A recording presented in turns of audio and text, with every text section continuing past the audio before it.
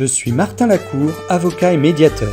J'accompagne les entrepreneurs et directeurs juridiques dans la négociation de leurs accords avec leurs partenaires commerciaux, clients et associés. Vous suivez l'émission Samedi Live, qui a pour ambition de faciliter l'accès des entreprises aux droits et aux solutions négociées. Le concept est simple. À chaque émission, 5 minutes pour acquérir de nouveaux savoir-faire ou savoir-être grâce au conseil opérationnel d'un expert et un entretien de 30 minutes avec un acteur innovant qui répondra à toutes vos questions. Bonjour à tous et bienvenue dans Samedi Live, l'émission dédiée aux innovations en matière de solutions négociées. Bonjour, alors aujourd'hui nous allons accueillir Denis Verret. Bonjour Denis. Bonjour Martin. Vous allez bien ? Ça va bien, très très bien. Alors nous verrons dans quelques instants que Denis est médiateur et il nous parlera de son activité de médiateur, notamment en entreprise.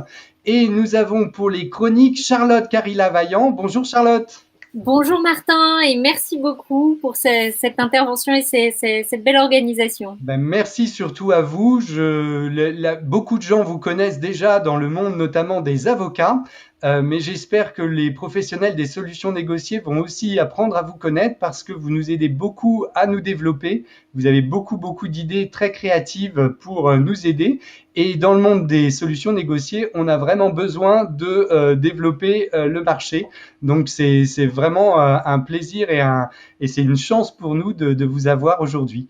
Alors, ce que je propose, c'est que on lance tout de suite votre chronique qui sera sous forme de cahier de vacances pour inviter justement les professionnels des solutions négociées cet été au bord de la piscine à réfléchir à ce qu'ils pourraient mettre en place à la rentrée. Je lance votre chronique, je vous invite à vous présenter, mais je vais le redire juste après pour que les gens vous connaissent bien. Et puis ensuite, on enchaînera sur l'interview de Denis. Avec plaisir. À tout de suite.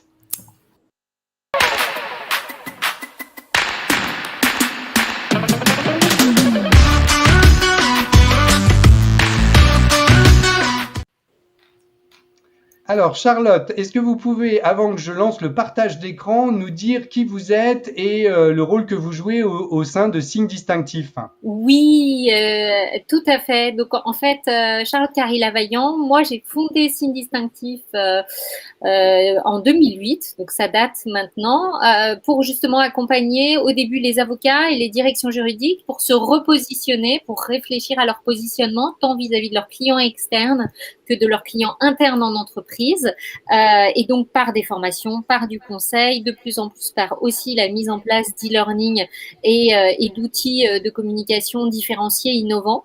Et c'est vrai que j'ai été ravie quand vous m'avez proposé de proposer cette série de cahiers de vacances, parce que ça fait des années que je rêve de proposer des cahiers de vacances, car je pense qu'il n'y a rien de mieux que le mois d'août en France pour se poser un petit peu et réfléchir à sa stratégie, et que c'est quelque chose qu'on doit faire tous les ans.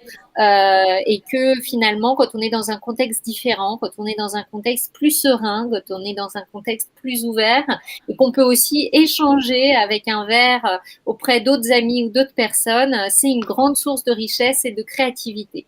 Donc, nous allons nous retrouver, je crois, pendant 3 samedis pour voir 3 aspects différents. On peut même avancer sur les 3 axes de réflexion. Vous voyez, ça y est, on est déjà à la plage, hein.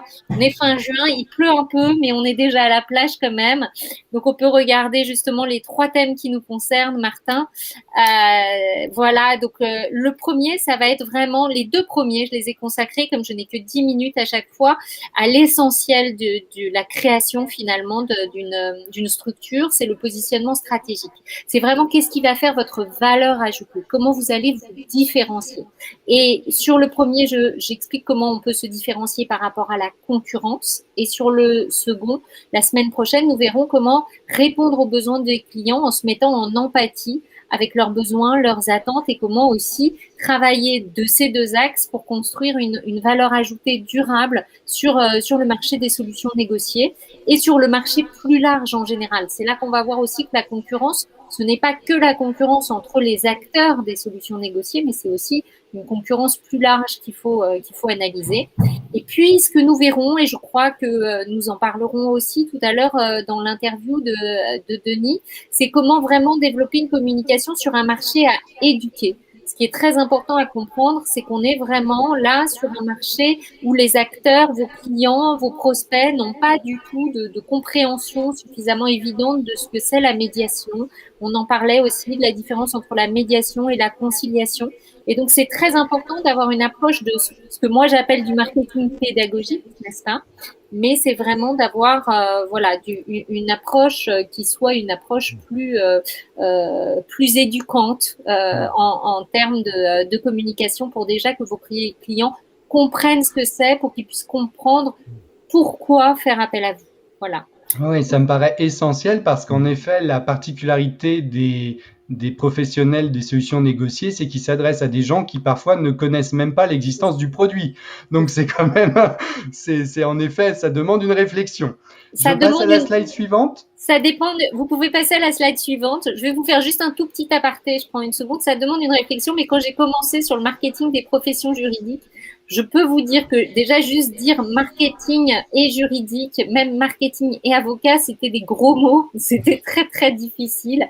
Quand je suis expert associé à l'ESSEC et quand j'ai dit que je voulais faire un livre sur le marketing et management de la fonction juridique d'entreprise pour les directions juridiques, en effet, au début, tout le monde me disait mais ça n'intéresse pas. Enfin, il n'y a pas de question de marketing dans une fonction juridique.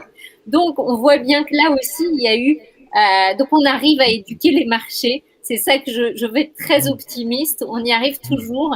Il faut s'accrocher à ce qu'on appelle en anglais les first adopters, à ceux qui sont le plus innovants, à ces clients qui vont justement le plus aller chercher des solutions innovantes au début. Et au fur et à mesure, on arrive à avoir une communication plus amplifiée. Ouais. Non, mais de toute façon, c'est indispensable pour les professionnels des solutions négociées. Ça, c'est sûr. Il faut aller chercher les clients, il faut gagner des parts de marché. Donc, et il faut les prendre par la main pour leur expliquer les choses. Il faut être très clair, très pédagogue. Et du coup, il faut avoir un positionnement qui soit un positionnement simple, clair et qui leur explique dans leur langage à eux comment ils doivent avancer. Mais pour ça, la première chose, c'est en effet le positionnement. Donc aujourd'hui, c'est plus face à la concurrence. On peut même passer déjà cette slide-là. Je vous ai mis cette petite citation qu'on va passer aussi rapidement, mais il n'y a point de vent favorable pour celui qui ne sait dans quel port il veut arriver. Sénèque, et c'est vraiment ça, quand on crée une entreprise, quand on crée sa structure, quelle qu'elle soit, il faut d'abord se dire vers où je veux aller. Vers quelle clientèle je veux aller, comment je veux me différencier, quelle est ma vision, qu'est-ce que je vais apporter sur ce marché de différent par rapport aux autres. Et donc, c'est vraiment ça le positionnement. On peut avancer là encore. C'est important vraiment d'avoir une stratégie. Et on utilise ces cahiers un peu d'été. Je vais vous donner des petits outils dans les cahiers d'été pour que vous ayez toujours sur vous cet été un petit carnet, un petit stylo. Ça, je le conseille tout le temps. Alors, ça peut être, peut-être que je suis pas assez moderne. On peut prendre son téléphone, notes. Il y a aucun problème là-dessus. Mais ce qui est important, c'est de se dire que voilà, construire sa stratégie, c'est à la fois avoir une réflexion, bien sûr, qu'on va mener, comprendre son environnement et comprendre comment on se positionne. C'est des outils parce qu'il y a des outils pour vous aider à y voir plus clair. Et ensuite, c'est faire des choix. Et ces choix stratégiques, mais il n'y a que vous qui allez pouvoir le faire et ils vont être complètement différents de l'un à l'autre et ils vont vous appartenir. Mais voilà, c'est tout ça en fait qui va vous permettre vraiment de vous outiller, d'avoir une stratégie et ensuite seulement de réfléchir à votre communication et à aller chercher votre clientèle. Il faut vraiment d'abord que tout ça soit réfléchi, aligné et pensé. Ça, c'est très important. Ça s'improvise pas. Donc, si on regarde un petit peu sur la question du positionnement, aujourd'hui, la vraie question, si on met la slide d'après, c'est vraiment pourquoi vos clients et vos prospects vont vous choisir, vous, plutôt qu'un autre. Et en fait, c'est la seule question à laquelle on doit répondre. C'est très, très difficile parce que quand même, et d'ailleurs, je discutais avec beaucoup de dirigeants qui me disaient « Ah, c'est sûr, cette question, on se la pose tout le temps. Je ne sais pas si on y répond ou si on y répond correctement, mais en tout cas, on se la pose. » Et déjà, se la poser, c'est la moitié du chemin. Et c'est vraiment cette question centrale de la valeur ajoutée. Mais il faut réussir poser cette question par rapport à différents concurrents. C'est-à-dire, on peut se dire que, c'est ce que je disais tout à l'heure, vous avez vos concurrents directs, qui pourraient être justement d'autres personnes qui font de la médiation comme vous, qui interviennent déjà sur des solutions négociées, ou sur des solutions négociées de manière plus large, hein, ça dépend de votre offre. Mais vous avez aussi tous les avocats et les clients qui vont directement au conflit, au contentieux. Et donc ça aussi, c'est pourquoi ils vont venir chercher chez vous d'abord une solution négociée, une solution de médiation, pourquoi ils vont chercher un moyen de répondre et de résoudre leurs conflits de manière différente. Donc ça, il faut aussi que vous puissiez répondre à cette question-là parce que c'est ça aussi qui va faire votre valeur ajoutée. Il faut que de manière très claire, vos clients et vos prospects sachent ce qu'ils viennent chercher chez vous. Mais ça peut être aussi l'évolution de plateformes. C'est-à-dire, il y a toujours des nouveaux entrants sur le marché et on est sur un marché qui évolue beaucoup. Donc, c'est aussi de faire ensuite une veille concurrentielle régulière, de regarder ce qui arrive, de regarder aussi les plateformes qui se lancent sur le marché pour pouvoir aussi se positionner par rapport à tous ces outils. Et ça, c'est très important. J'ai mis un petit diamant parce que bien sûr c'est la question de la valeur ajoutée, donc il y a plusieurs facettes, donc j'aurais même pu dessiner les facettes, mais on fera une autre fois. Alors sur la slide en effet d'après, il y a justement deux facettes au positionnement stratégique. Vous avez finalement le positionnement dont je viens de parler, et je vais vous donner des outils aujourd'hui pour aller dessus, c'est le positionnement face à la concurrence. Vous aurez remarqué, c'est des petits vélos parce qu'aujourd'hui, c'est le Tour de France qui commence. Donc, voilà, petit clin d'œil au Tour de France. Donc, c'est vraiment comment je me positionne sur mon marché. Et il y a aussi cette autre facette du positionnement qu'on verra la semaine prochaine, qui est comment mes clients me perçoivent-ils. Et ça, c'est en fait se rendre compte que le positionnement, il est dans la tête de vos clients. Et vos clients, ils ont des idées. Ils ont des idées sur qu'est-ce qu'un médiateur. Ils ont des idées, enfin, ils ont des a priori. Ils ont déjà énormément d'idées sur la manière dont ils vous perçoivent. Et donc, il faut vraiment faire tout un travail là-dessus aussi, sur la perception des clients, voilà, que les clients ont de vous. Et vous pouvez aussi utiliser cet été, on a le droit de se retrouver en terrasse en ce moment, profitons-en avant l'invasion des divers variants, hein, donc sortez en ce moment. Et c'est toujours très intéressant de discuter avec même ses propres clients qu'on a déjà ou d'autres clients et de se dire et de leur demander pourquoi vous avez fait appel à moi ou qu'est-ce qui à votre avis j'apporte de différent sur le marché. Et c'est toujours très intéressant parce qu'on se rend compte qu'entre ce qu'on a l'impression qu'on apporte et ce que les autres perçoivent, il y a souvent une différence. Donc, c'est très intéressant d'avoir cet échange aussi. Pour définir son positionnement concurrentiel, je vais vous donner les outils, mais je vous ai mis une petite liste de questions. C'est vraiment fait, l'idée, c'est vraiment un petit cahier, hein, c'est plein de petites questions que vous pouvez reprendre pendant l'été et de vous dire, voilà, qui sont mes concurrents, est-ce qu'il y a des nouveaux entrants, c'est ce qu'on a vu, mais aussi quelles sont mes forces et mes faiblesses et mes menaces et mes opportunités. Donc, je vous ai mis dans la slide d'après, vous allez le voir, toute cette question de la SWOT, qui est cette matrice qui vous permet d'analyser à la fois en interne vos forces et vos faiblesses et à la fois vos opportunités et vos menaces sur le marché. Et si on regarde, je vous ai mis un petit modèle, mais c'est juste un modèle, c'est pour vous aider à le remplir. Donc, encore une fois, on peut tourner parce que je vois bien que sinon, je vais manger tout le temps. Martin, on peut… Oui, pardon. Donc, si je prends des exemples, les forces, ça peut être, voilà, j'ai une structure qui est à la fois légère et agile par rapport à d'autres. J'ai un réseau important sur lequel je peux capitaliser. Mes faiblesses, ça peut être un manque de technologie ou j'ai peu de visibilité. Alors que les menaces, ça va venir de l'externe. Ça peut être une concurrence accrue. Ça peut être aussi justement une méconnaissance des solutions, on le disait, par les prospects, des solutions négociées, de la médiation. Mais il peut y avoir au contraire des opportunités. On sait qu'en ce moment, on est dans un temps de crise. Les crises, forcément, ça crée beaucoup plus de conflits, de litiges, de tensions. C'est aussi une opportunité énorme pour communiquer et dire il y a d'autres moyens de gérer les conflits que les moyens qu'on utilise depuis des années. Et ça, je pense que du coup, ça peut être considéré comme une opportunité. Donc là aussi, je vous ai mis juste des exemples. Mais en fait, l'idée, c'est que vous preniez votre petit carnet, que vous fassiez votre petite feuille et puis que vous rentriez votre propre analyse à vous pendant ces vacances. Ensuite, je vous ai donné un deuxième outil aujourd'hui. C'est ce qu'on appelle le benchmark. Donc là, on peut aussi le voir arriver. Et pareil, on va passer très rapidement.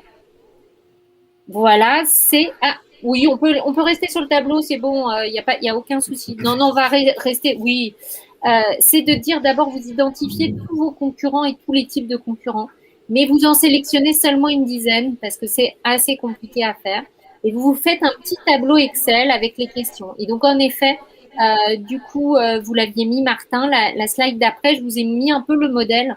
C'est bien de mettre le nom de votre concurrent, le site internet, parce que c'est pratique de retrouver après, ou des informations sur lesquelles vous pouvez les trouver.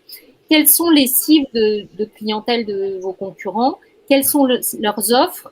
On n'en a pas parlé, mais la question du prix dans le positionnement, bien sûr, est aussi importante, et de la facturation et de comment on travaille, comment on intervient, les points forts et les points faibles. Et l'idéal, c'est ensuite de vous dire, finalement, comment je me distingue par rapport à tel ou tel concurrent? Qu'est-ce que je vais apporter? Quelles compétences clés j'ai ou quel mode de fonctionnement clé j'ai qui me distingue et qui va faire que je vais apporter quelque chose de vraiment différent à ma clientèle. Voilà pour cette journée. Et la semaine prochaine, vous avez vu, nous sommes restés dans un esprit, j'ai essayé de rester dans les vacances, hein. Nous verrons comment vous positionner dans l'esprit de vos clients. Merci beaucoup, Charlotte. Voilà. J'invite tous les professionnels des solutions négociées vraiment à vous suivre, à aller vous ajouter sur les réseaux sociaux, sur LinkedIn notamment. Comment on peut vous suivre? Sur LinkedIn surtout, pour l'instant, c'est vrai que c'est l'essentiel parce que en effet, il y a un travail sur Instagram qui va commencer, mais qui va être qui va être l'occasion de mes propres cahiers d'été à moi. Et entamez ce travail, ne procrastinez pas, entamez ce travail de réflexion pendant l'été, profitez-en, réfléchissez vraiment à ce que vos clients, les besoins de vos clients et leur vision de vos services, parce que c'est pas quelque chose qu'il faut imaginer, il faut interroger les clients. Donc on en reparlera sans doute la semaine prochaine, mais il y a du vrai boulot à faire, quoi. Ouais. Et ce qui est bien, c'est que dans les professionnels des solutions négociées, souvent on fait partie de groupes de la pratique, donc on peut aussi échanger avec des confrères des confrères ou des médiateurs confrères ou des avocats confrères ou des différents professionnels en tout cas qui partagent les mêmes envies de développer, les mêmes préoccupations. Donc, il ne faut pas hésiter aussi à réfléchir et à faire jouer l'intelligence collective. Je pense que c'est hyper important et c'est un domaine où on se parle. Contrairement aux autres domaines où, par exemple, l'avocat, on ne parle pas même à ses associés très souvent. Là, dans les solutions négociées, très souvent, on se parle et l'avantage, c'est qu'on pourrait bosser là-dessus aussi ensemble dans différents groupes. Oui, donc il ne faut pas hésiter. Voilà, suivez Charlotte Carilla Vaillant si vous ne la suivez pas encore. Attention, je vérifierai la semaine prochaine que tout le monde la suit. Et merci beaucoup Charlotte pour ces précieux conseils. Vous restez avec nous pour l'interview ? Bien sûr, avec grand plaisir. Eh bien, c'est le moment de l'interview de Denis. Je lance le générique et on se retrouve tout de suite après.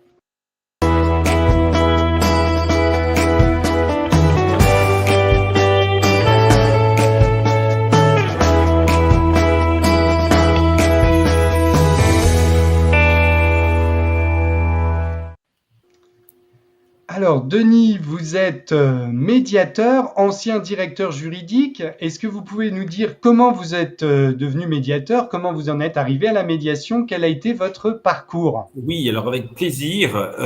En fait, j'ai suivi des études de droit dans une faculté de droit bien connue de Paris, avec une spécialisation en droit de la communication. C'était une matière qui m'intéressait beaucoup. Et effectivement, sorti de la faculté de droit, j'ai eu donc une carrière en entreprise pendant 24-25 ans, donc en tant que salarié.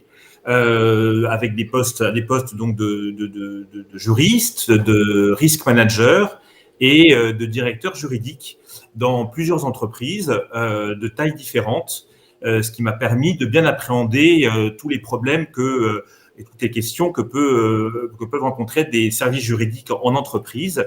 Donc, je suis intervenu dans le secteur de l'audiovisuel public, dans le secteur de la prestation de services aux entreprises et plus particulièrement dans le domaine de la sécurité et dans le secteur de la propriété intellectuelle et là aussi plus précisément pour tout ce qui est exercice des droits de propriété intellectuelle des artistes. Et donc, qui dit service juridique dit fonction habituelle que ces services traitent, c'est-à-dire aussi bien le conseil aux services fonctionnels ou aux services opérationnels, la veille juridique, bien entendu, et le contentieux. Et notamment dans le cadre de ma dernière fonction, le contentieux représentait une grande partie de mon activité, à peu près 70% de mon temps. Et donc j'ai pu, si vous voulez, voir quels étaient bien sûr les avantages d'une action judiciaire, mais aussi les limites. Je veux dire par là que, à titre d'exemple, quand j'ai donc intégré la dernière entreprise où j'ai travaillé, il y avait un contentieux qui était en cours depuis à peu près 1 an. Et quand j'ai quitté l'entreprise, c'est-à-dire 12 ans après, le contentieux était toujours actif. Alors pour diverses raisons que je ne vais pas détailler, mais ça montre le côté quelquefois négatif, ou en tout cas qui peut être difficile pour une entreprise de gérer des contentieux. Et donc j'ai, au-delà donc de la gestion de ces contentieux, pu voir aussi les mérites d'une autre façon de gérer les conflits, c'est-à-dire la médiation, puisque là aussi, dans le cadre de mon poste de directeur contrat et contentieux, j'ai été amené à vivre en cette qualité des médiations pour mon entreprise. Et là aussi, j'ai pu vraiment apprécier les atouts de la médiation par rapport à un contentieux, un litige porté devant les juridictions. On pourra revenir dessus si vous voulez.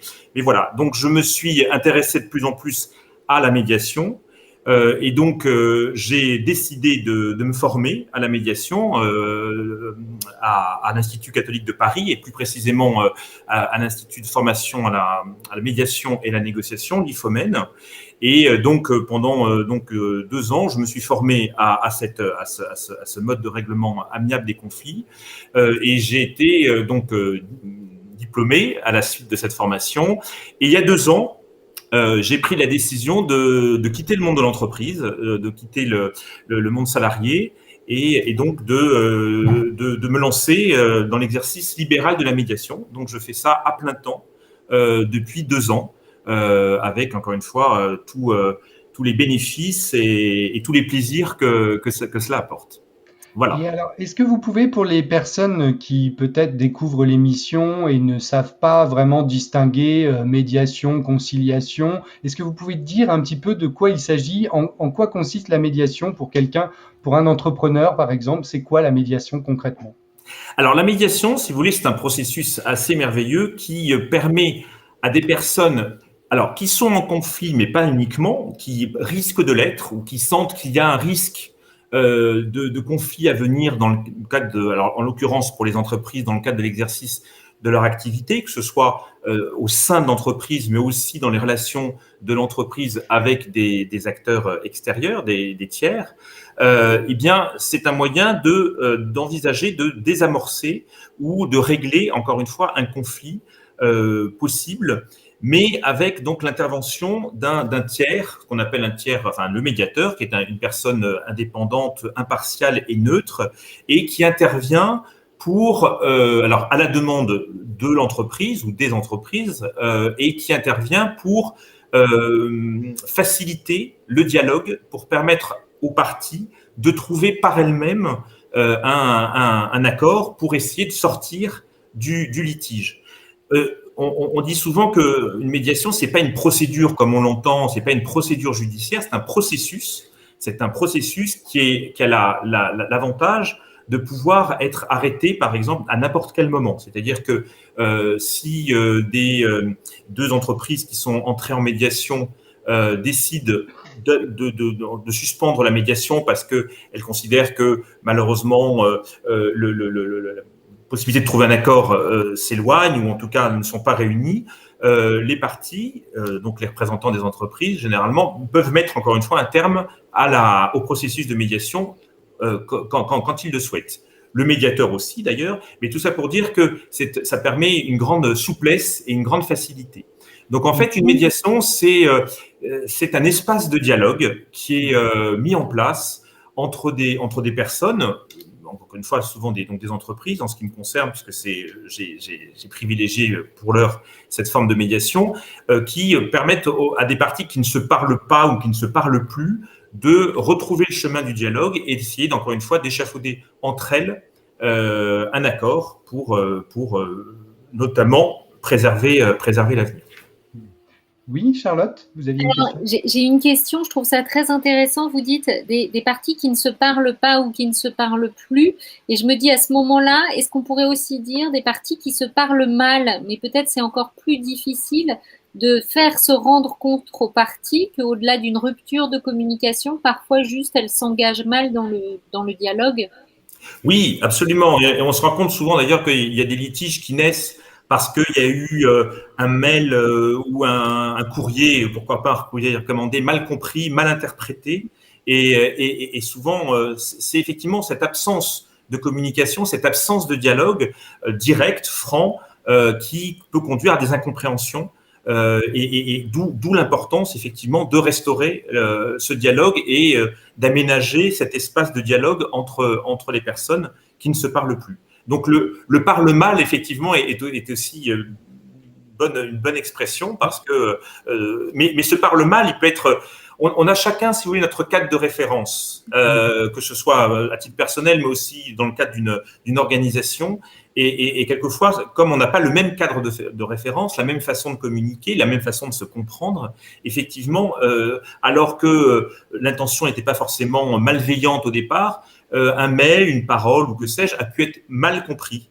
Et d'où l'importance, là aussi, de permettre aux parties de mieux se comprendre. Voilà. Pour résumer, de toute façon, un conflit naît toujours d'une différence de perception sur une même situation. Les deux personnes ont vécu la même situation, mais pas du tout de la même façon. Absolument. D'où le conflit qui naît ou qui peut naître. Ce sur quoi je pense qu'il faut vraiment insister, c'est que les médiateurs comme Denis, qui ont suivi une formation comme celle de l'IFOMEN, l'Institut catholique de Paris, sont formés à la négociation, sont formés à la communication, donc sont formés à l'écoute active, à la reformulation empathique, à la communication non violente ou communication assertive, notamment à l'accueil des émotions et à la recherche des besoins des personnes. C'est ça vraiment ce qui va faire l'essence du métier de médiateur. Le médiateur, son premier objectif, c'est de renouer le dialogue, et c'est parce qu'il parvient à renouer le dialogue que peut-être les parties, il va pouvoir aider les parties ou que les parties d'elles-mêmes d'ailleurs vont pouvoir bâtir leurs propres solutions. C'est ce qui distingue la médiation d'institutions comme par exemple la conciliation. Dans la conciliation, le conciliateur a priori n'est absolument pas formé ni à la négociation ni à la communication, et lui il va émettre un avis parce qu'il va user de son expérience et de son charisme de personne expérimentée qui va dire voilà, ça fait 30 ans que je fais ça, je pense que vous allez être condamné à 100 000, donc je vous conseille de lui proposer 70 000. C'est une posture complètement différente. Le médiateur, au contraire, s'efface et à la même hauteur que les personnes, n'essaye pas de deviner leurs besoins ou leurs préoccupations, mais au contraire est à leur écoute et par un processus très travaillé, dont on ne va pas révéler les secrets aujourd'hui parce que c'est pas le but, mais va renouer le dialogue entre elles. Oui. Donc c'est tout ce que Denis nous disait et c'est tout l'intérêt et toute la magie entre guillemets de la médiation qui n'est en rien de la magie. En réalité, derrière, il y a du boulot et un processus qui est bien rodé. Et si vous permettez, Martin, j'ajouterais aussi un personnage qui est assez connu aussi dans le monde de l'entreprise, c'est l'arbitre.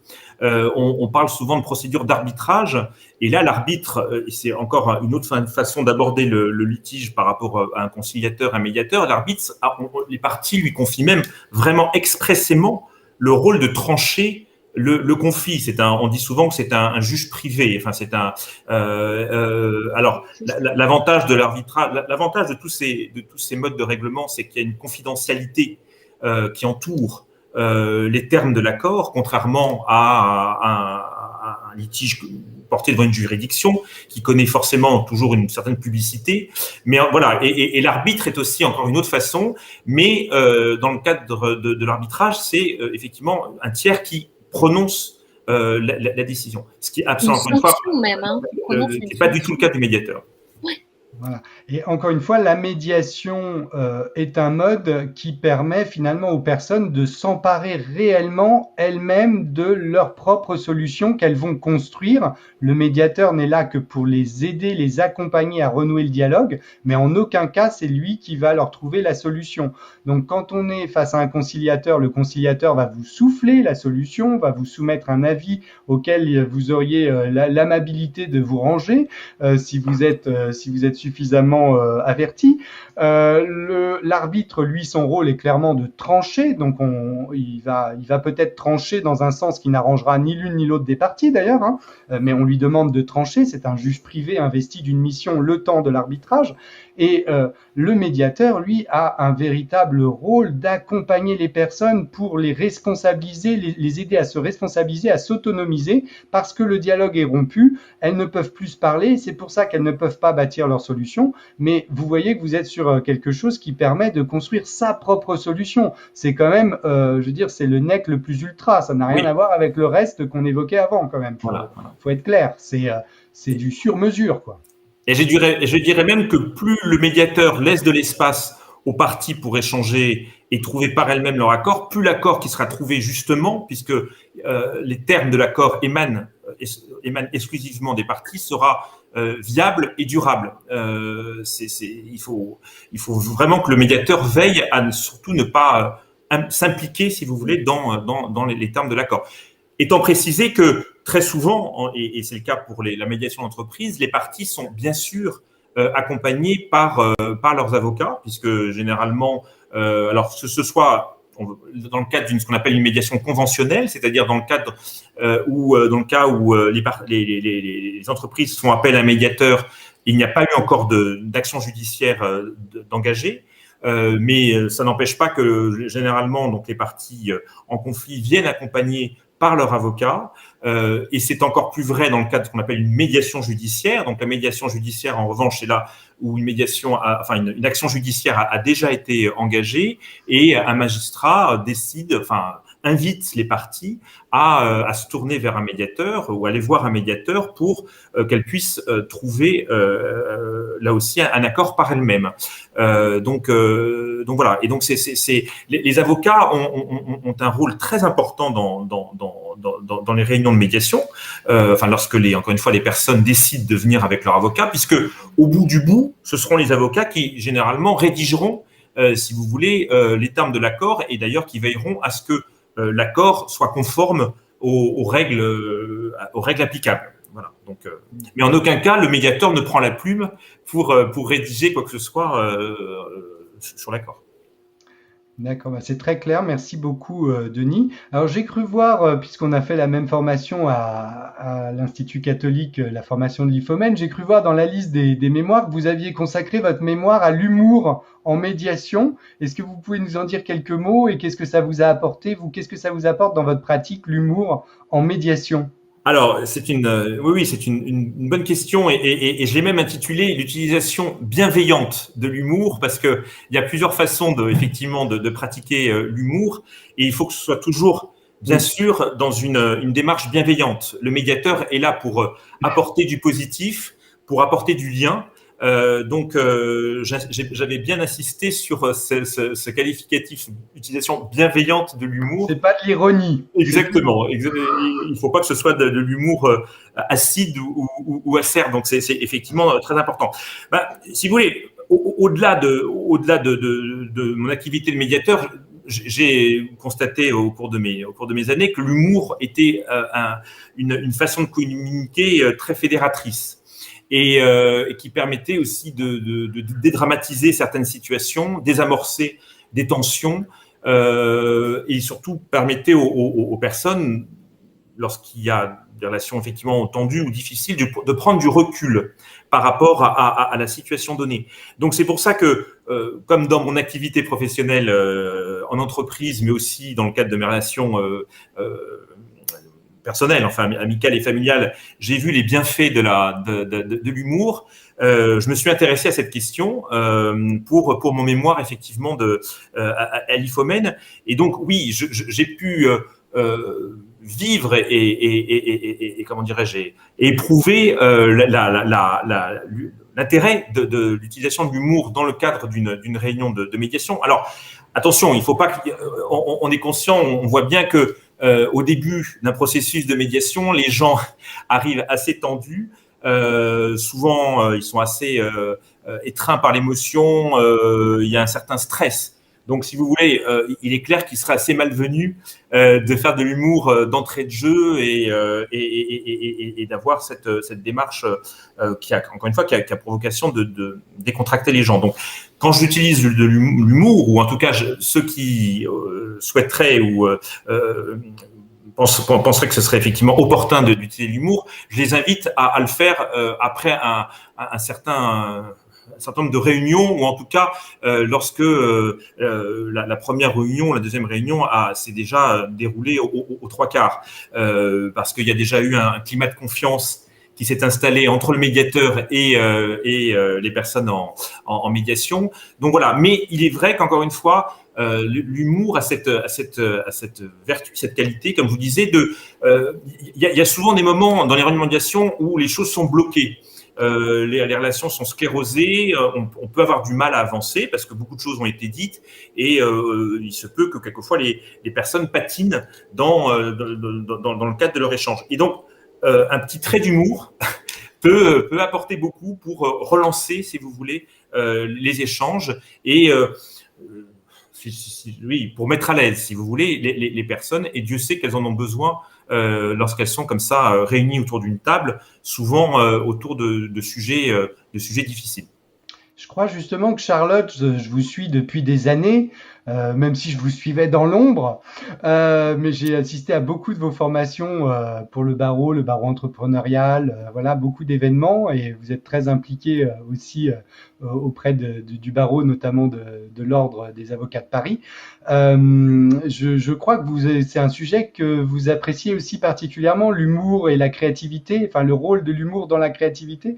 Est-ce qu'éventuellement vous pouvez nous en dire un mot aussi Oui, oui, parce que ça, c'est une des grandes parties que j'aime beaucoup aussi. Hein. J'ai fait beaucoup de management de la créativité, ce qui sert dans les solutions innovantes à trouver, où le contexte, en effet, n'est pas le même, parce que forcément, c'est un contexte moins tendu quand on est sur construire ensemble une solution innovante, on est autour d'un projet, c'est plus facile. Mais on dit les Américains qui ont été les premiers à lancer les brainstorming et à travailler sur ce qu'on appelle le creative problem solving. Donc, c'est vraiment toute cette solution c'est quand même de la résolution de problèmes, mais de manière créative, disent que c'est from ha-ha to ah-ah. Et donc, ils disent justement que c'est vraiment le fait d'avoir de l'humour va aussi libérer des choses, va aussi libérer des pensées, va nous permettre aussi de casser cette position du jugement, parce que par exemple dans l'innovation, ce qui est très difficile, c'est qu'on a une critique tout de suite face à l'autre, et de mettre de l'humour ensemble, ça permet justement finalement de prendre, c'est ce que vous disiez, hein, c'est la question aussi de la distance. Absolument. Et je pense que c'est vraiment cette distance constructive. Et quand je vous entendais, je trouve aussi que bien sûr, il ne faut pas le mettre au tout début. Alors, c'est plus facile de le mettre rapidement. C'est pareil dans un groupe de créativité. Les gens doivent d'abord se connaître. Il faut d'abord qu'ils se sentent en confiance. Et c'est un peu comme je pense, le psychanalyste attend un petit peu avant d'entamer l'humour. Mais je pense que pareil, quand il y a un travail sur soi, l'humour est un formidable, voilà. Ça crée un vrai déclic et ça ouvre le champ des possibles. Effectivement, les personnes arrivent avec des convictions, ils sont assez enfermés dans leurs convictions, ce qui est normal, on a chacun. Et cet humour peut tout d'un coup faire basculer les personnes dans une sorte de nouvel horizon et ça permet de repartir, de redonner de la dynamique, du positif dans les échanges qui, comme je vous le disais tout à l'heure, peuvent être sclérosés ou suspendus. Donc, exactement. Voilà. Voilà. Alors, j'ai quelque chose qui n'a rien à voir et qui va sûrement tomber à plat, mais je vais raconter une petite anecdote drôle. Mais c'est mon pédiatre a énormément d'humour. Enfin, le pédiatre de mes enfants, c'est hallucinant de dire mon pédiatre. J'allais dire votre pédiatre, je suis inquiet. Mais oui, moi j'ai toujours un pédiatre, mais j'ai une liste de médecins, vous le savez, Martin, qui est colossale. Qui vous suit depuis l'origine. C'est ça, depuis l'origine. Et un jour, bien sûr, j'étais cette mère en préoccupation maternelle primaire qui partait à la campagne, comme on voit les poutres derrière, et je disais, mais si je fais un feu de cheminée, est-ce que mon enfant va inhaler les feux de cheminée? Enfin, j'étais vraiment, et je me souviens, j'adore, il m'avait dit avec cet humour, toujours cette délicatesse, cette distance, il avait dit, mais Madame Vaillant, je crois même qu'il y a des enfants qui naissent à la campagne. Ah. Et j'avais trouvé que c'était, et ça m'avait fait tellement rire. Donc, désolé, c'est un petit décalage. Non, mais c'est une belle illustration. C'est une illustration pour montrer que parfois, justement, un petit trait d'humour comme ça permet de montrer la différence entre notre focalisation qui n'a pas de sens par rapport à la réalité et nous a ramené à une réalité. J'espère qu'un jour, je pourrai d'ailleurs consacrer une émission à l'humour en tant que méthode d'impact, en tant que technique d'impact. C'est ça. Parce que ce serait très intéressant. Alors, je rappelle pour tous ceux qui nous suivent que je reçois aujourd'hui Denis Verret, qui est médiateur, fondateur de V-Médiation. Et justement, Denis, est-ce que vous pouvez nous dire un petit peu dans quel domaine, quels sont vos domaines d'intervention? La médiation en entreprise, c'est quoi? Quels sont les domaines concernés? Oui, alors, en fait, comme je le disais, compte tenu de mon parcours en entreprise pendant 24-25 ans, je connais bien le fonctionnement des entreprises, qui plus est, je suis intervenu dans des entreprises de tailles différentes et encore une fois dans des secteurs différents. Donc, dans la vie d'une entreprise, dans la vie de tous les jours, mais aussi dans ses projets à long terme, dans les gestions de projets, ainsi de suite, enfin, dans ses relations avec des tiers, il y a des conflits tous les jours, partout, en son sein ou, comme je vous disais, à l'extérieur. Donc, généralement, quand on parle alors c'est pour ça que je me suis, pour l'instant, spécialisé dans la médiation au bénéfice et pour le compte des entreprises, parce qu'encore une fois, c'est un milieu que je connais bien, que j'ai pratiqué, et donc, je suis en tout cas à même de comprendre et d'entendre aisément lorsque des personnes s'adressent à moi pour des conflits. Alors, en fait, là aussi, rien d'étonnant. Vous avez des conflits aussi bien en entreprise, au sein de l'entreprise. Donc, ça peut être des conflits entre des directions, entre services, mais aussi entre personnes, bien entendu, ou entre représentants de personnel et la direction des ressources humaines. Donc, ce sont des litiges, des différends qui sont, encore une fois, à l'état embryonnaire ou qui sont déjà déclarés, mais en tout cas, ce sont tous ces conflits qu'une entreprise peut connaître dans le cadre de l'exercice de son activité en interne. On parle souvent de problèmes de harcèlement moral, de harcèlement sexuel, mais ça peut être aussi des questions de rémunération, de demande de rémunération pour lequel un salarié n'a pas eu satisfaction. Donc, il y a des menaces de porter tel ou tel dossier devant les conseils de prud'homme, par exemple. Donc voilà, ce sont tous ces conflits en interne dans l'entreprise et pour lesquels donc l'intervention d'un médiateur, toujours encore une fois dans ce but de restaurer le dialogue, peut être effectivement extrêmement efficace.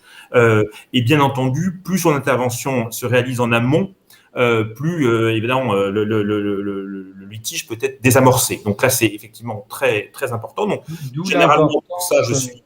D'où l'importance de savoir détecter les signaux faibles et de faire appel à un médiateur très rapidement en amont, ne jamais attendre l'incendie, quoi. Voilà. Et d'où aussi l'intérêt de faire appel à un tiers indépendant, impartial et neutre, c'est-à-dire dans la mesure du possible. Il y a des organismes dans lesquels il y a des médiateurs qui interviennent, bien sûr, et qui sont donc salariés de cet organisme, mais évidemment, on voit bien l'intérêt de faire appel à une personne qui n'est pas au sein de l'entreprise et qui vient de l'extérieur, si je puis dire, pour régler les litiges. Donc ça, c'est tout ce qu'on appelle la médiation intra-entreprise.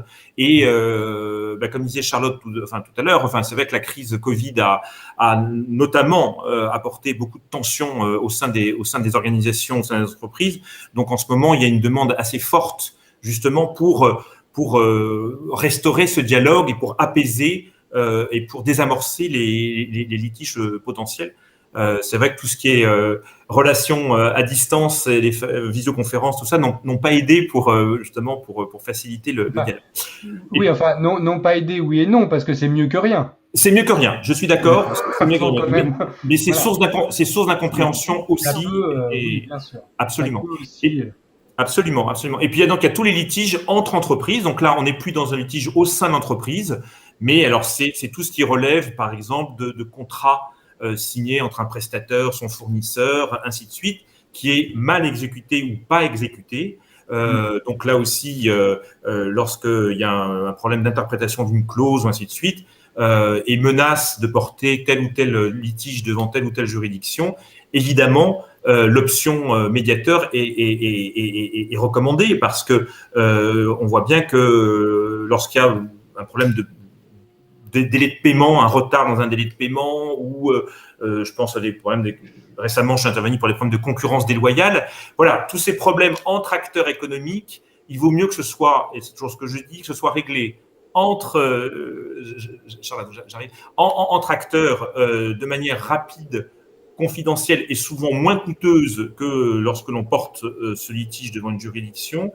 Et donc, voilà. Et surtout, un des grands mérites de la médiation, c'est de permettre de conserver, si vous voulez, des liens pour l'avenir. C'est-à-dire que, là aussi, pour l'avoir vécu, c'est certain qu'après un contentieux qui a duré 2, 4, 10, 12 ans, comme je l'évoquais, c'est toujours assez difficile de poursuivre des relations, et ce qui peut être un peu ennuyeux quand on sait qu'on va avoir des relations récurrentes avec tel ou tel client, tel ou tel prestataire. Là, c'est une question qui est intéressante aussi, c'est de savoir finalement combien ça coûte de mettre en place quelque chose qui va permettre de rectifier et de remettre sur les bons rails une relation.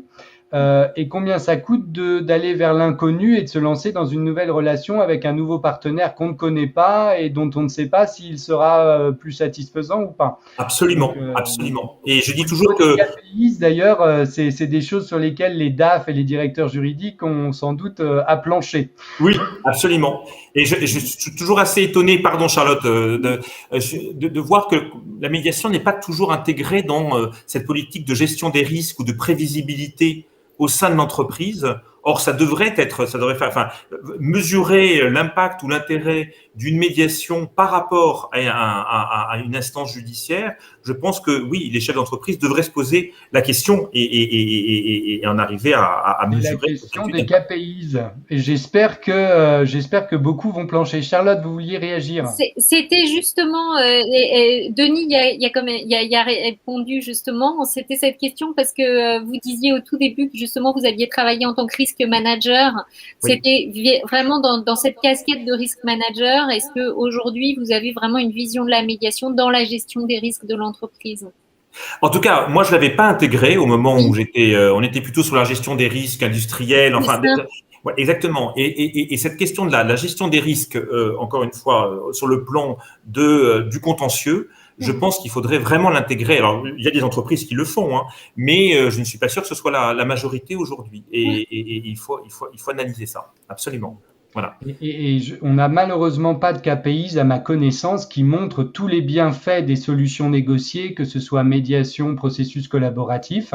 À ma connaissance, il n'y en a pas et j'ai interrogé un certain nombre de directeurs juridiques, évidemment, parce que c'est une question qui, comme pour Denis, nous intéresse. Et donc, on aimerait que les DAF s'y mettent, notamment les directeurs administratifs et financiers, parce qu'à mon avis, ils vont s'apercevoir de tout l'intérêt de tenter une médiation, même en supposant qu'elle pourrait échouer, ce qui n'arrivera pas dans la plupart des cas, ou un processus collaboratif, même chose. Malheureusement, il n'y a pas de chiffres et comme ces décideurs se basent uniquement sur des chiffres, tant qu'on n'aura pas ces KPIs, ce sera difficile pour eux de prendre le risque, entre guillemets, qui n'est pas un risque en réalité, d'orienter vers une médiation ou un processus collaboratif. Je pense que peut-être le fait quand même de parler, parce que là on parle d'un risque, quand on parlait par exemple de harcèlement moral, on a vu certaines entreprises où il y a eu jusqu'à des suicides, hein.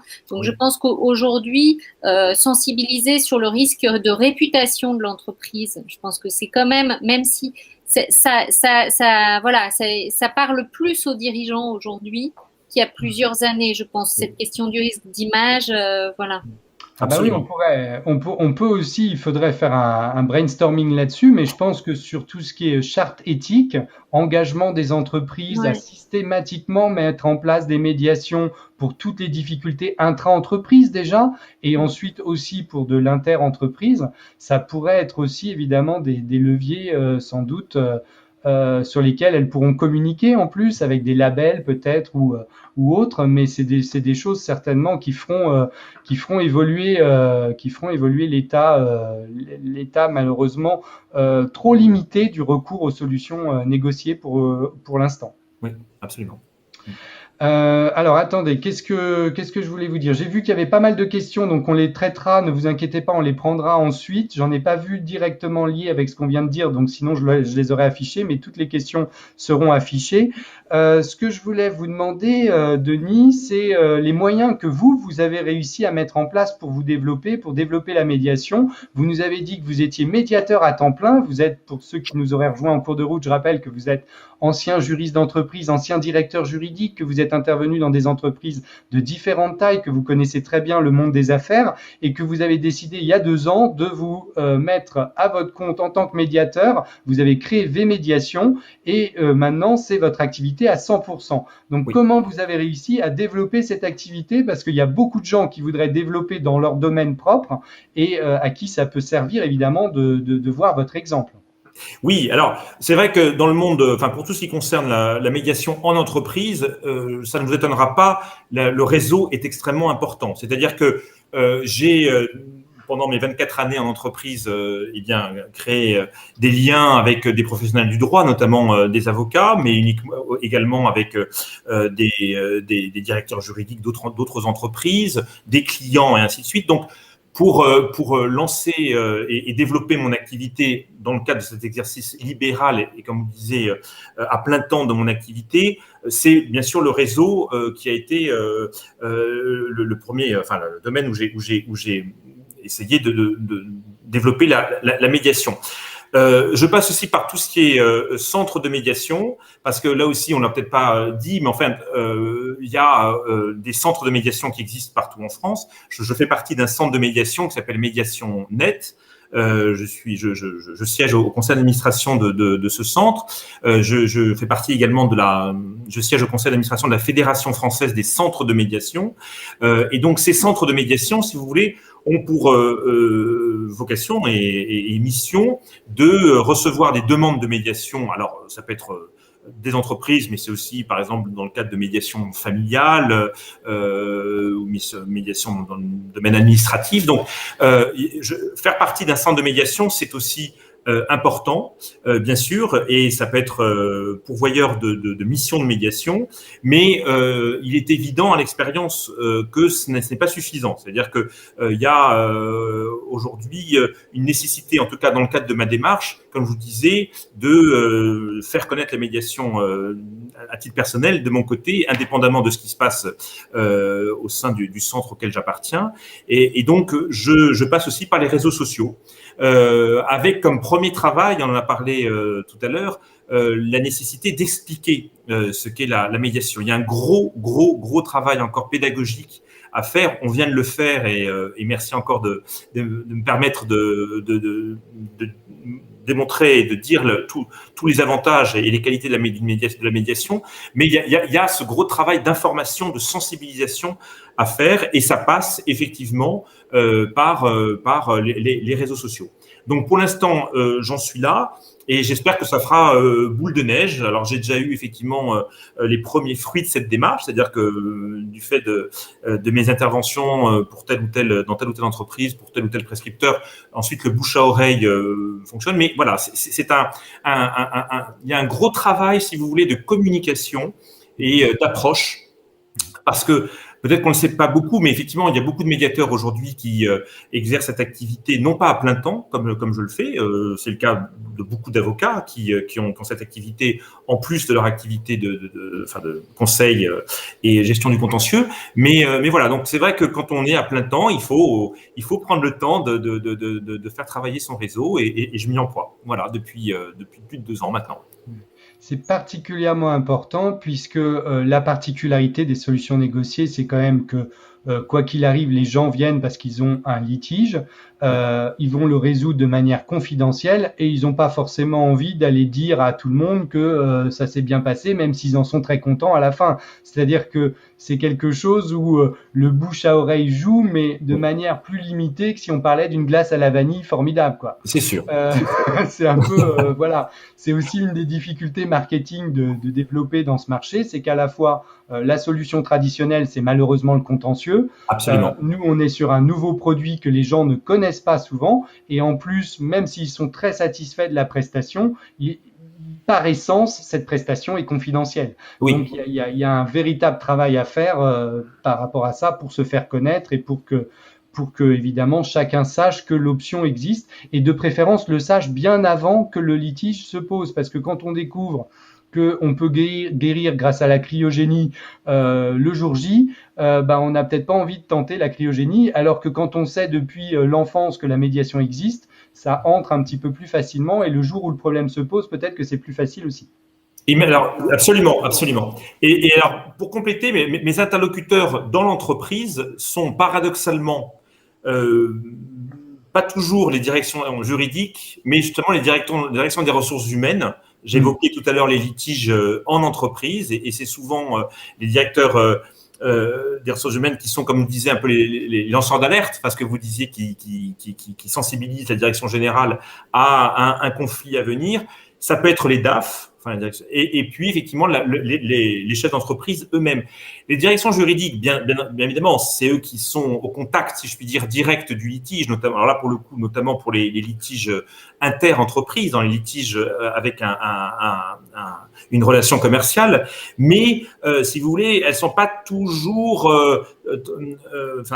très favorables à recourir à un médiateur parce que c'est aussi un aveu qu'en interne, ils n'ont peut-être pas réussi en tant que responsable juridique ou juriste d'entreprise, ils n'ont toujours pas réussi à trouver un terrain d'entente par la négociation.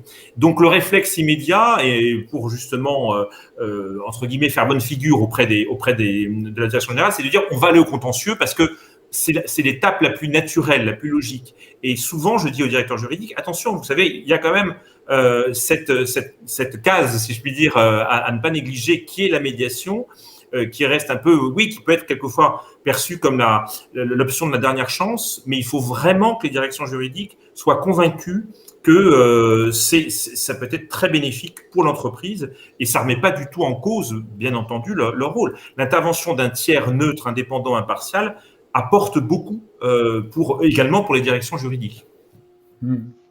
Voilà. Bon, espérons qu'il y aura une prise de conscience, notamment des directions juridiques. Moi, je suis toujours surpris quand je parle à mes amis directeurs juridiques avec lesquels j'ai fait mes études. Ils m'écoutent toujours sur tous les conseils concernant le droit, mais concernant le recours aux solutions négociées, comme c'est quelque chose un petit peu un ovni pour eux, oui. Ça les fait vraiment sortir de leur zone de confort et prendre un risque. C'est très souvent un risque qui n'est pas un risque d'ailleurs, mais en tout cas quelque chose qu'ils ne veulent pas forcément tenter. Et je m'aperçois qu'en effet, les DAF, les DRH, d'autres interlocuteurs, l'entrepreneur directement, ont parfois une écoute, une oreille beaucoup plus attentive et beaucoup plus à même de recevoir le message que celui des directeurs juridiques. J'espère que c'est quelque chose qui va évoluer parce que à la base, on a quand même fait nos études ensemble, on parle normalement le même langage, on est juriste, donc on devrait aussi se comprendre là-dessus. Mais voilà, c'est un vœu que j'ai. Dites-moi, Denis, j'ai aussi entendu dire que pour faire connaître, vous nous en avez pas parlé, mais pour faire connaître les solutions négociées, vous bossiez sur une pièce de théâtre, sur la médiation ? Oui, absolument. Là aussi, je me dis, il n'y a pas meilleur moyen que d'écrire une pièce. Une médiation, c'est une sorte de huis clos. Alors, il y a ce qu'on appelle, bien sûr, les réunions plénières, et puis il y a des apartés de temps en temps, mais enfin, bon, on vit un moment assez intense dans un temps réduit, enfin le temps d'une réunion. Alors évidemment, il peut y avoir plusieurs réunions organisées dans le cadre d'une même médiation, mais enfin, en tout cas, je trouve que y a une dimension dramatique qui est assez intéressante dans la médiation.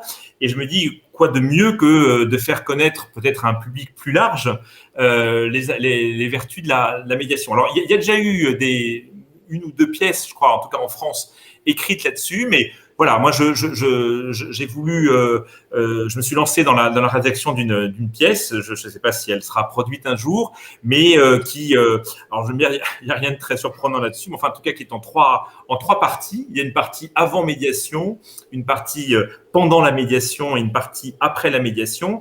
Ce qui n'est pas forcément le cas des pièces qui ont déjà été écrites où c'est uniquement pendant des réunions de médiation. Là, la démarche que j'ai suivie, si vous voulez, c'est de dire, voilà, pourquoi on en arrive à une médiation. Donc, c'est la première partie. Pourquoi les personnes, tout d'un coup, se disent, tiens, par rapport à la situation présente, on va recourir à un médiateur. Ensuite, on voit comment la médiation se passe. Alors, bien sûr, dans un temps limité, mais enfin, ce sera la deuxième partie. Et puis ensuite, on voit les effets de l'accord trouvé, parce que bien entendu, un accord a été trouvé à l'issue du processus de médiation. Et on voit donc pendant la troisième partie comment l'accord se déroule et se met en place. Donc voilà, j'en dis pas plus. Ouais. C'est autour d'un thème que j'aime beaucoup, c'est la gastronomie. Et donc il y a un contentieux qui naît dans ce cadre-là. Mais je trouve ça génial et j'espère qu'on pourra bientôt vous voir, la voir mise en scène ou en tout cas lire le texte prochainement. J'espère que j'aurai l'occasion de vous recevoir à nouveau pour en parler parce que c'est une super initiative et je trouve que toutes les initiatives, il faut vraiment justement ce genre d'initiative est génial parce que ça permet à des personnes qui s'imaginent ne pas être concernées alors que tout le monde est concerné, de venir peut-être à la médiation un peu par hasard et c'est vraiment une super initiative. Donc j'espère qu'elle sera portée et qu'elle arrivera à son bout dans un théâtre et dans un théâtre et dans une tournée nationale. J'espère. Voilà. Soyons on optimistes. prend tout de suite les questions parce qu'on est un peu à la bourre. Je lance le générique et on prend les questions.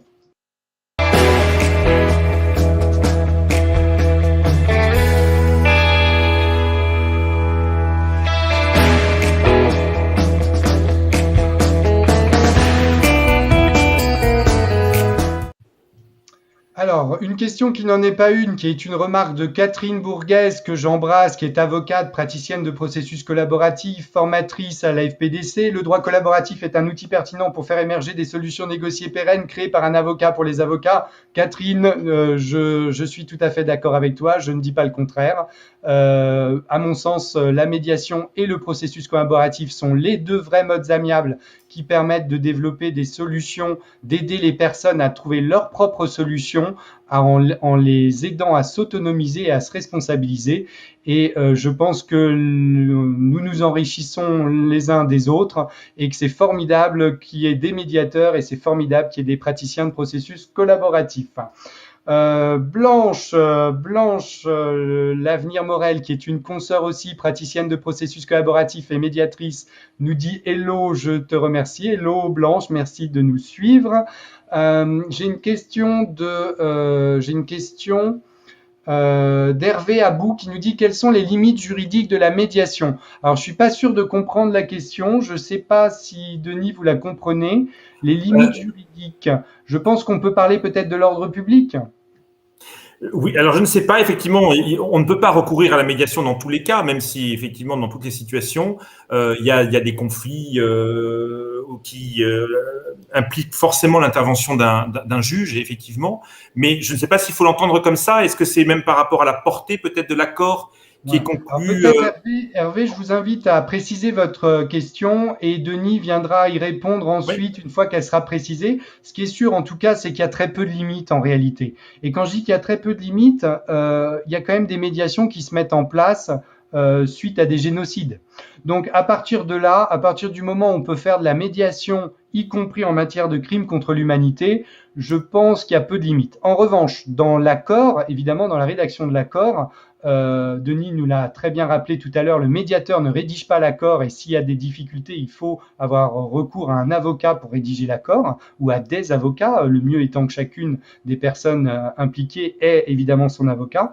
Dans ce cas-là, les avocats vont vérifier que l'accord ne viole pas l'ordre public et par ailleurs vont vérifier ils sont garants de l'effectivité de l'accord, c'est-à-dire qu'ils doivent le rédiger de manière à ce que cet accord puisse être réellement exécuté. Il ne s'agit pas de faire quelque chose de beau sur le papier, il faut que réellement ça puisse être respecté et mis en musique. La partition doit être mise en musique. Voilà, je vous invite à préciser votre question parce que sinon, si on a répondu à côté de la plaque, on est désolé, mais elle est assez large et peut-être qu'on n'a pas bien compris le sens de la question. On avait aussi une réaction Dany de Lucas qui nous dit le conciliateur est formé lui aussi, la différence avec le médiateur est autre. Il participe à trouver une solution alors que le médiateur fait en sorte d'amener les parties à trouver leur solution. Oui, pour moi alors Annie, je vous invite à me contacter pour qu'on en discute, mais pour moi c'est quand même une question fondamentale, la question de l'autonomisation et de la responsabilité des personnes. Le médiateur est là pour aider les personnes parce qu'elles sont dans un moment difficile et qu'il y a une rupture de communication à renouer le dialogue et ensuite, l'important c'est vraiment de renouer le dialogue et ensuite, une fois que le dialogue est renoué, elles vont pouvoir trouver leur propre solution. Le conciliateur est formé, je n'ai jamais dit le contraire et je m'en excuse si j'ai donné l'impression que le conciliateur n'était pas formé, mais il est formé à la conciliation qui n'a rien à voir avec le processus de médiation. Je pense qu'on est d'accord là-dessus, mais sinon je serais ravi de faire une émission avec vous et d'en débattre parce que pour moi la différence est fondamentale et je pense qu'il faut vraiment insister parce qu'il y a beaucoup de gens qui ont vécu des conciliations en croyant qu'ils avaient vécu des médiations. Je pense qu'il est important de bien connaître la différence. Alors, est-ce qu'on a d'autres questions? Je ne sais pas si Denis, vous vouliez réagir à cette intervention-là. Non, vous avez tout dit, Martin. Alors, ensuite, sur les questions qui avaient été posées avant, je vois qu'on a répondu à certaines, mais dans les questions qui restent et auxquelles on n'aurait pas encore répondu, donc il y avait Bruno qui nous demandait à quoi correspond la médiation intra-entreprise et inter-entreprise. Vous avez bien développé, Denis, et vous avez donné beaucoup d'exemples. Peut-être simplement sur la médiation inter-entreprise, vous nous avez dit que c'était entre deux entreprises, mais on pourrait peut-être donner l'exemple. Depuis la crise, on pourrait imaginer par exemple tous les contentieux entre un bailleur et son locataire commercial. On peut envisager aussi les contentieux qui ne manqueront pas d'éclater entre les franchiseurs et les franchisés, notamment dans les centres commerciaux, ce qui fait qu'il y aura aussi le problème avec le bailleur institutionnel qui viendra s'ajouter à tout ça. Mais c'est des exemples, plus d'actualité, mais tout est possible. Je veux dire, dans le droit des affaires, on peut envisager en propriété intellectuelle, évidemment, un conflit entre un diffuseur et l'auteur ou l'agent de l'auteur de tel ou tel contenu, tel créateur de contenu. D'ailleurs, j'en profite pour dire que Charlotte intervient auprès des professionnels, mais qu'elle a aussi un DESS de propriété intellectuelle. Donc elle connaît son droit avec qu'elle a fait sous la supervision du grand professeur Caron quand même. Donc elle est calée en propriété intellectuelle. Qu'est-ce qu'on avait d'autre? Bonjour, faut-il avoir été juriste en entreprise ou avocat pour être médiateur en entreprise? Une question de Mickaël qui est la question en fait de savoir s'il faut connaître le droit pour être médiateur pour les entreprises. Alors ça, c'est une question toujours, il y a deux approches. Qu'est-ce que vous en pensez, Denis? Oui, il y a deux approches. Il y en a qui considèrent qu'effectivement, un médiateur doit un petit peu connaître quand même la matière pour laquelle il intervient. Je ne le qualifierais pas d'expert, mais en tout cas qu'il a une connaissance suffisante pour comprendre ce que disent les personnes entre elles dans le cadre d'une réunion. Pourquoi pas? Certains disent même que ça peut permettre de poser des questions pertinentes pour permettre aux parties justement d'avancer dans leurs échanges. D'autres considèrent que, à la limite, non, un médiateur, il vaut mieux qu'il n'ait pas grand-chose, qu'il ne connaisse pas la matière, que son travail est justement uniquement de faciliter le dialogue et le fait même qu'il puisse poser des questions un peu naïves, ça peut être même intéressant. Donc, oui, tout dépend. Je crois qu'il faut surtout, si vous voulez, que le médiateur inspire confiance.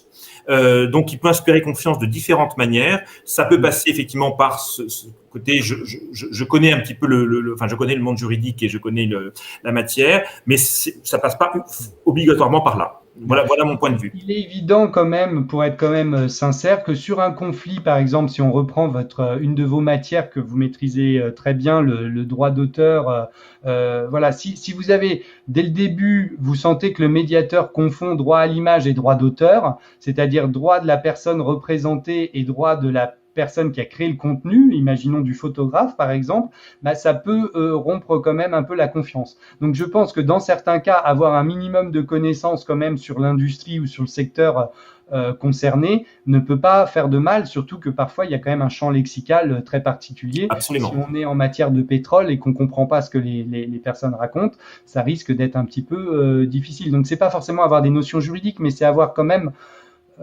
disons le champ lexical peut-être un petit peu de la matière concernée.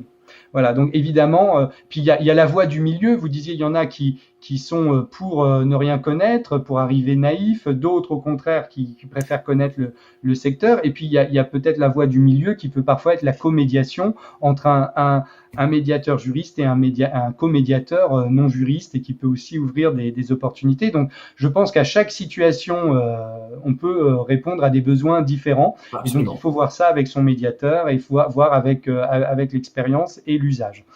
Alors, une autre question, cette fois-ci de Capucine. Peut-on vivre du métier de médiateur, ou est-ce encore une activité accessoire? Donc là aussi, vous l'avez évoqué, puisque vous, c'est votre activité principale. Vous êtes là, et c'est pour ça que c'est hyper intéressant, Denis, pour nous montrer qu'on peut faire à 100% médiateur, et qu'aujourd'hui, c'est une activité en plein essor. Oui, en plein essor, mais comme je le disais, il y a quand même encore aujourd'hui un gros travail de sensibilisation et d'information à faire.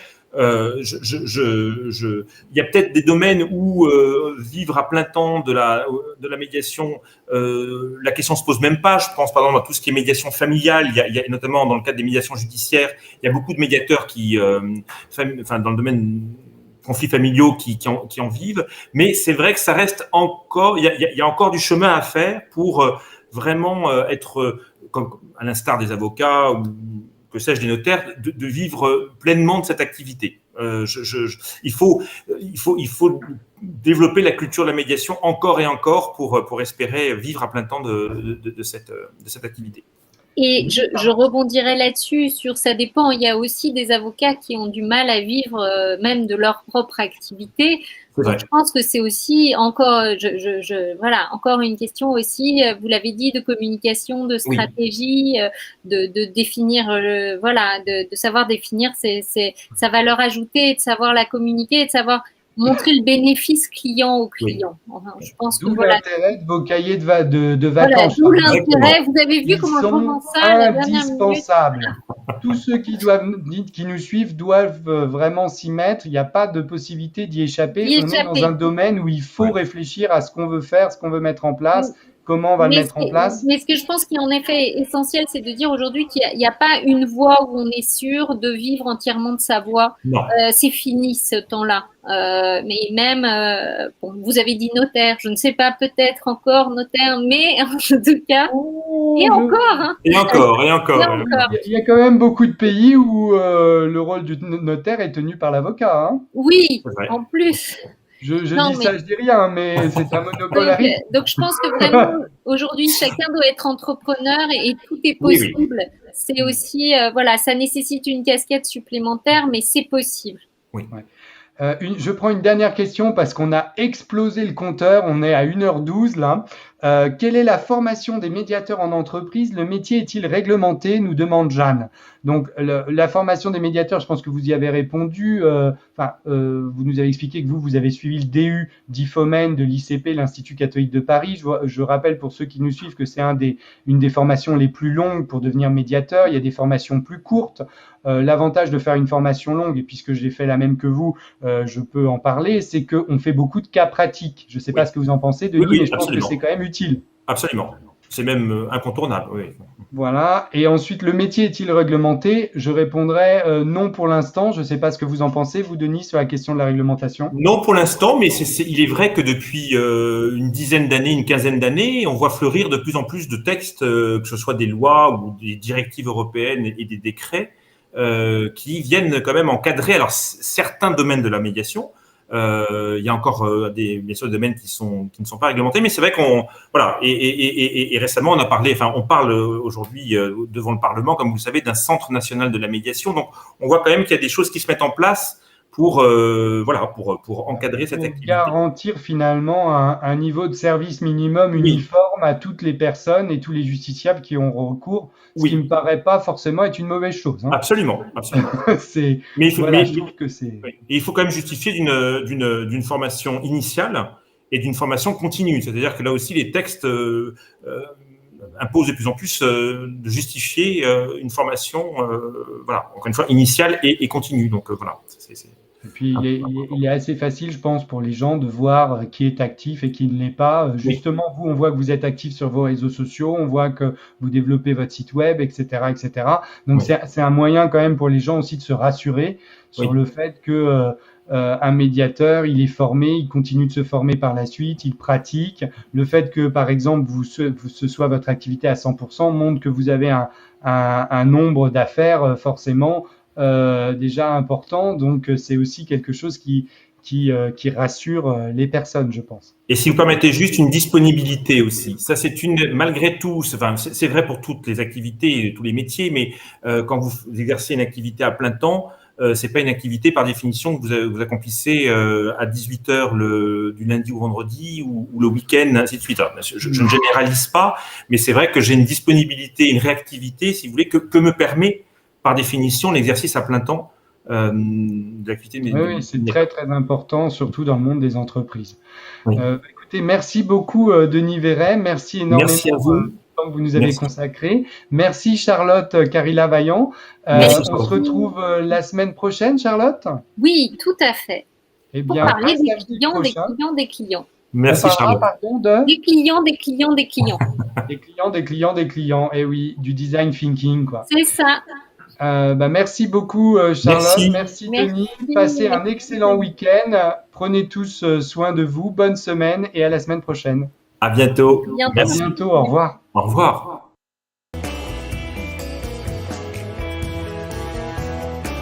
Samedi Live a pour ambition de vous informer sur les innovations facilitant l'accès aux droits et aux solutions négociées. Si vous souhaitez en savoir plus ou avez envie d'être accompagné, n'hésitez pas à me contacter ou à prendre un rendez-vous directement sur le site de mon cabinet. Si vous avez aimé cette émission et souhaitez soutenir cette initiative, merci de liker, partager et commenter sur tous vos réseaux sociaux et n'hésitez pas à en parler autour de vous. Retrouvez également tous les bonus de l'émission sur mon compte Instagram @maître Lacour. À très bientôt pour un nouvel épisode et